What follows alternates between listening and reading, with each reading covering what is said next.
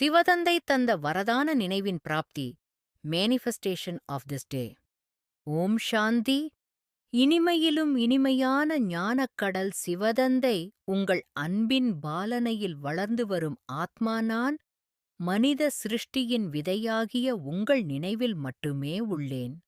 என் மனம், புத்தி முழுவதும் நிறைந்திருக்கிறீர்கள்.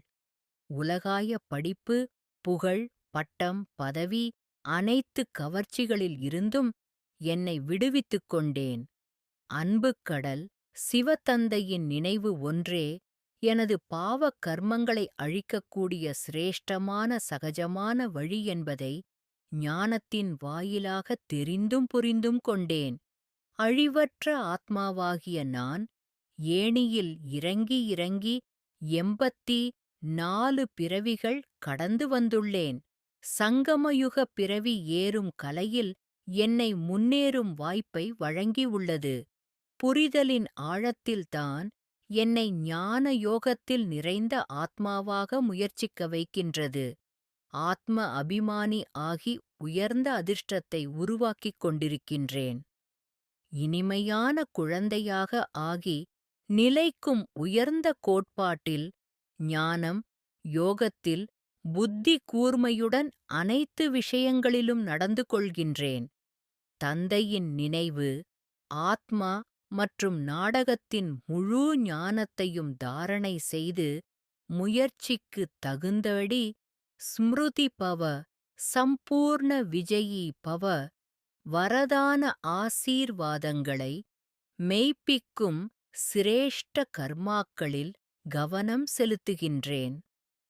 பரமாத்ம தந்தையிடம் பெறும் பிராப்திகளை முன்னே நிறுத்தி, திவ்ய புத்தியால் மனம், சுபாவ, சன்ஸ்காரங்களை ஒருங்கிணைத்து, ஆத்மா எனது பலவீனங்களை முற்றிலும் அகற்றிவிட முழுமையாக நினைவு யாத்திரையில் முயற்சிகளை எடுத்துக் கொண்டிருக்கின்றேன்.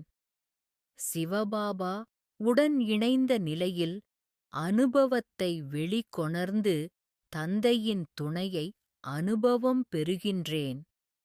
தைரியமும் திட நம்பிக்கையும் எமது ஆதாரமாக்கிக் கொண்டு அனைத்து விஷயங்களையும் வெற்றி கொள்ளும் நிலையை பரிசாகக் கொடுத்திருக்கிறீர்கள் என் தந்தை. செய்விப்பவர் தந்தை, செயல்படும் கருவியாக குழந்தை நான். அனைத்திற்கும் நன்றி பாபா. நல்லது. சிவதந்தை ஞான வைரத்துளிகள். இனிமையான குழந்தைகளே, இந்த ஆன்மீக ஆஸ்பத்திரி உங்களை அரை கல்ப காலத்திற்கு எப்போதும் ஆரோக்கியம் மிக்கவராக ஆக்கக்கூடியது. இங்கே நீங்கள் ஆத்ம அபிமானி ஆகி அமருங்கள். நீங்கள் எந்த சாகார ரூபத்தில் அல்லது ஆகார ரூபத்தில் இருப்பவரையும் நினைவு செய்யாதீர்கள் என்பது தந்தையின் வழியாகும். இதில் நேரமில்லை என யாரும் சொல்ல முடியாது. வேலை, தொழில் முதலானவைகளுக்கு தடையேதும் இல்லை. அவையனைத்தும் செய்தபடியே தந்தையை நினைவு செய்வதன் மூலமே பாவ கர்மங்கள் அழியும். சரீரம் அழியக்கூடியது. ஆத்மாக்களாகிய நாம் அழிவற்றவர்கள் என்பது இப்போது உங்கள் புத்தியில் பதிந்திருக்கிறது. குழந்தைகளாகிய உங்களுக்குள்ளும் யாருக்கு உயர்ந்த பதவி பெற வேண்டியுள்ளதோ அவர்கள் அதிகமாக நினைவில் இருப்பதற்கான முயற்சி செய்வார்கள். நாம் வைரத்திற்குச் சமமாக இருந்தோம், பிறகு சோழிபோல் ஆகிவிட்டோம். பல பிறவிகளின் சுமை தலை மீது இருக்கிறது.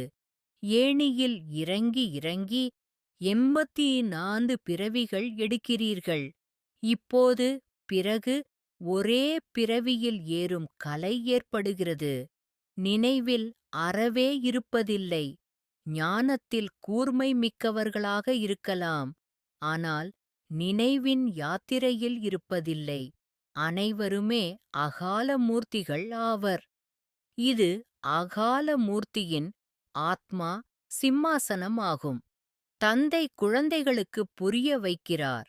அவர்களிலும் கூட சிலர்தான் தாரணை செய்யத்தக்கவர்கள். மற்றவர்கள் கொஞ்சமும் புரிந்து கொள்வதில்லை.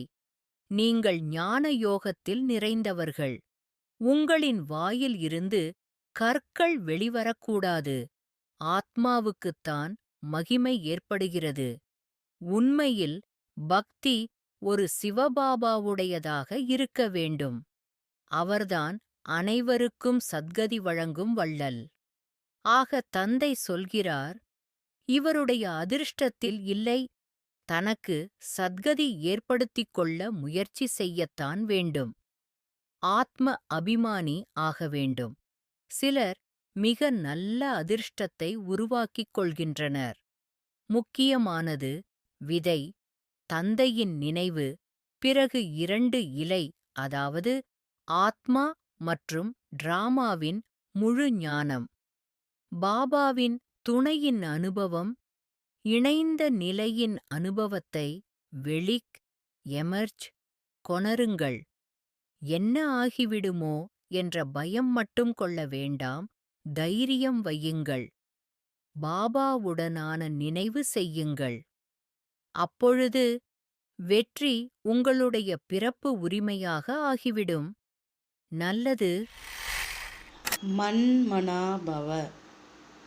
தன்னை ஆத்மா என உணர்ந்து ஆத்மாவின் தந்தையான பரமாத்மாவை அன்போடு நினைவு செய்தால் ஆத்மாவில் இருக்கும் 63 ஜென்மங்களின் பாவ கர்மங்கள் அழிந்து போகின்றன. ஓம் சாந்தி.